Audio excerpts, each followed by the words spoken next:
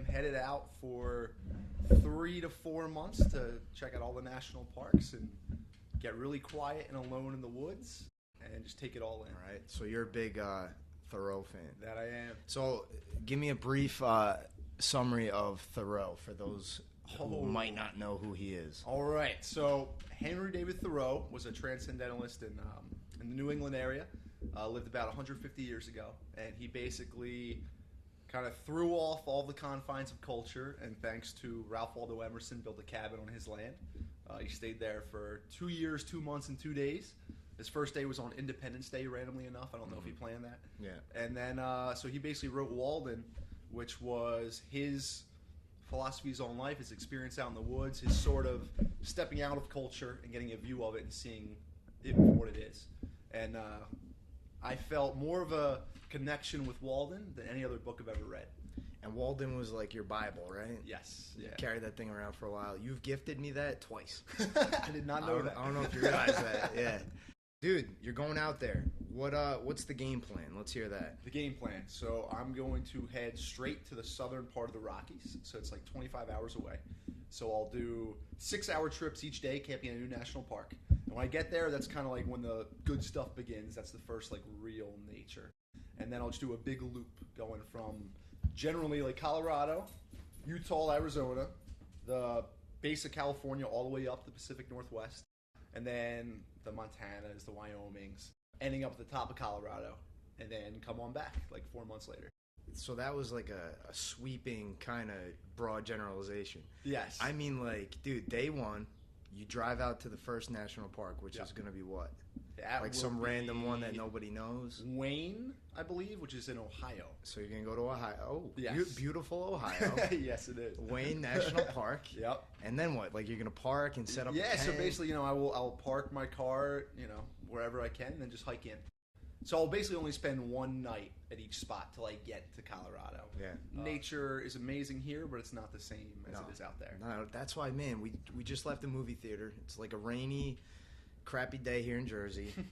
And Chris is like, oh, man, it's so green. But is it really that green, man? Right. You're in for a treat, man. It's Yeah. really like a different world. So, I think I'm happiest when I'm out in nature. If I'm outside, I'm good. Why is that? And man, I used to go as sort of like a defense mechanism, like against like, the pressures of culture and society, and that was like where I could be really quiet. And then like a few years ago, I kind of stopped going to the woods for a while, and I couldn't figure out why. I wasn't sure, like, am I getting lazy?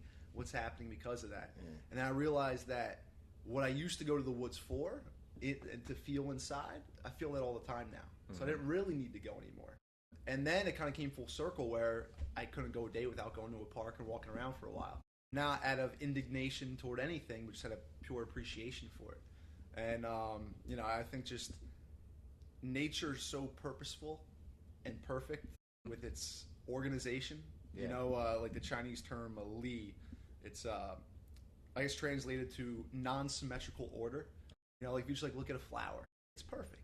You look at the way a tree grows or whether trees grow together. The organization is just something we've tried to replicate in a very ugly fashion. Yeah. We tend to view things in a very linear way, and that will work for a certain function, but then that's it, right? And nature's just, it's organic. It just allows things to come to pass without putting pressure on them.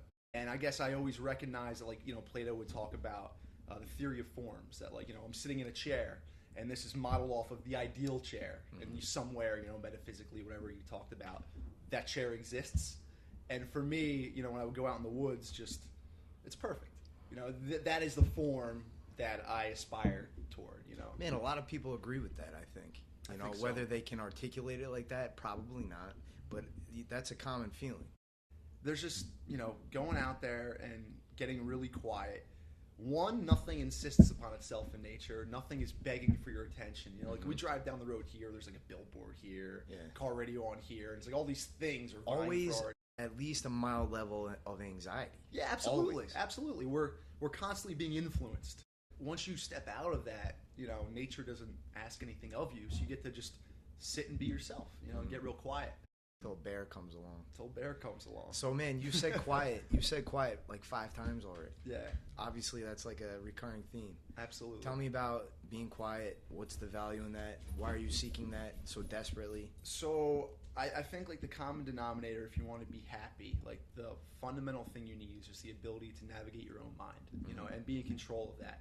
And I think the majority of our suffering is, you know, largely self-inflicted, right? Something happens, we choose how we respond to it. If we respond negatively, you know, we blame that external circumstance, but we really allowed ourselves to become upset, you know?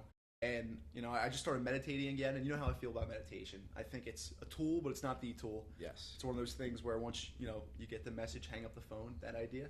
But I started doing it again because I realized that's the most purposeful and specific training for happiness that I was not undertaking.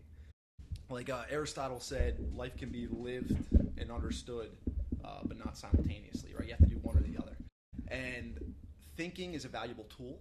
It's how we navigate the world. But if you are actively thinking, you're probably not happy. Yes. Because you're just seeking to understand whatever it is. So I think there's that volley between spend time in deep analytical thought, but I think we are most human when we're not thinking, you know, because we talk about conscious intelligence is like the intelligence, but that's one form of our being, one form of our radar and awareness, and that's the least intelligent thing about us, but that's all we identify with. Like right now, you know, we're pulling oxygen out of the air, you know, we just had that huge breakfast that's become food and it's now words, you know, all these things. I'm able to understand what you're saying, I'm able to see, like that's intelligence, not my ability to do arithmetic or remember quotes from Walden. So I think getting quiet is no longer identifying with that voice in your head and, you know, conscious thought, which is a lower form of what we are, I think, and just allowing the good stuff to come out without impeding it. Back to like the meditation idea, I think the point is not to learn to sit quietly alone in a room. The point is to learn to live that way. We will be most happy the more we can either be in control of our thoughts, but truthfully, the more we can not think, because it's a problem solver. You know, that's what like the ego is. That's what this thinking mind is. We solve problems, but the problem with identifying with the problem solver is that the only way it can keep going is to solve problems. So once we run out of them, we create new ones. You know, and that's just, it's like we're training ourselves to not enjoy life.